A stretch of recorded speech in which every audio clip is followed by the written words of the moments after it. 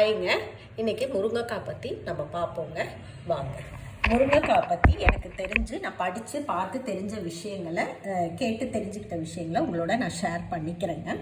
இந்த முருங்கைக்காயில் பார்த்தீங்கன்னா vitamin A, E and vitamin C அதிகமாக இருக்குன்னு சொல்கிறாங்கங்க. ஸோ விட்டமின் சி அதிகமாக இருக்கிறதுனால இது ஸ்கின் கேருக்கு ரொம்ப ஹெல்ப்ஃபுல்லாக இருக்குன்னு சொல்கிறாங்கங்க. அண்ட் அயர்ன் கண்டென்ட்டும் இதில் கொஞ்சம் அதிகமாக இருக்குதுங்க. ஸோ அப்படின்னும் சொல்கிறாங்க. ஸோ ஃபைபர் கண்டென்ட்டும் இருக்கிறதுனால நமக்கு டைஜஷனுக்கு ரொம்ப ஹெல்ப்ஃபுல்லாக இருக்குங்க. அண்ட் வந்து இது வந்து கால்சியம் வந்து இதில் அதிகமாக இருக்குன்னு சொல்கிறாங்கங்க. அது வந்து போன் ஸ்ட்ரென்த்துக்கு ரொம்ப ஹெல்ப்ஃபுல்லுங்க. நம்மளோட உடம்புல இருக்க போனுக்கு ரொம்ப ஹெல்ப்ஃபுல்லாக இருக்குங்க அந்த கால்சியம்.